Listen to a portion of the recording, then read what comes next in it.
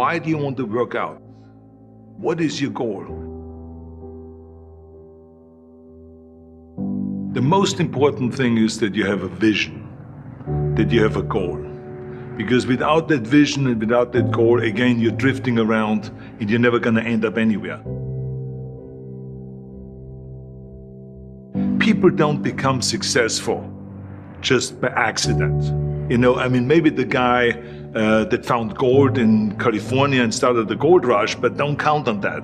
That's the one in a lifetime kind of a situation. So you got to really have a specific goal, and to me, to have that vision that I want to be Mr. Universe, that I want to be the greatest bodybuilder of all time. That was a great vision, and that specifically to look like Reg Park and to be up there on that stage and to lift the trophy overhead and to win the championship over and over and over again. So that was a great goal. You have to have a goal. Now, it doesn't have to be that specific goal, but it has to have some goal. This is why I always recommend to people, sit down, take your time, and start thinking about, why do you want to work out? What is your goal? And that can be as crazy as it is. It could be, I want to impress girls. If that's your goal, so be it, but it motivates you. It could be that you're emulating a certain, bodybuilder or a certain football player, a certain boxer, whatever it is. Have those pictures put all over the wall like I did when I was a kid. I put pictures of Reg Park and of Sonny Liston, of boxers and of Ali and of powerlifters and weightlifters all over my bedroom, wall. So that every day when I go to sleep, every day when I wake up, I look at those pictures and they motivate me. You need that motivation, and then therefore you have this kind of imprint in front of you all the time, and you know exactly what you're chasing.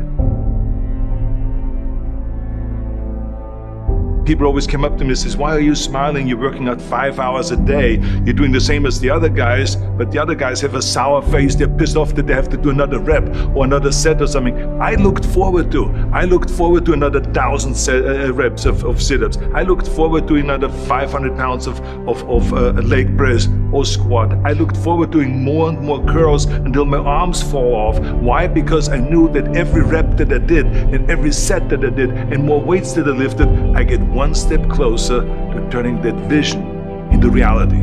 So I was turned on by that. I was excited. I couldn't wait to get to the gym.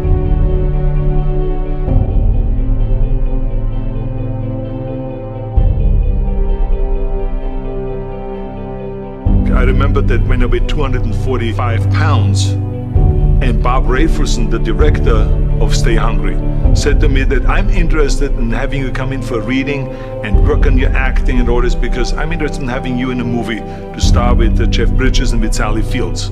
I was delighted about that, and I was excited, and I started pumping up more and more. And then he said, but I don't want you to weigh more than 210 pounds. You want me to be in the movie, but I'm weighing 245, 246.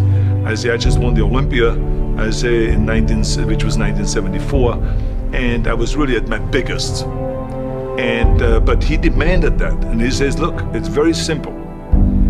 On the day we start shooting, he says, I'm gonna put you on a scale, and if you don't make the 210, you're out, because I have someone else in mind.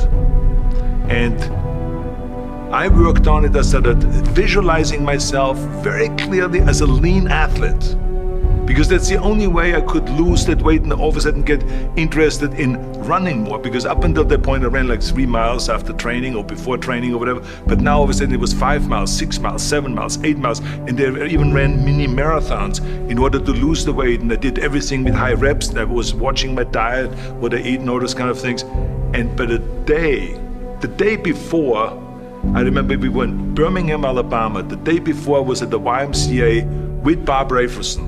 He was swimming and I was working out and I was running. There was a track there and I was running. He says, let's step on the scale. And I stepped on the scale and I weighed 209. So it just shows to you what is possible if you visualize exactly what you want to look like.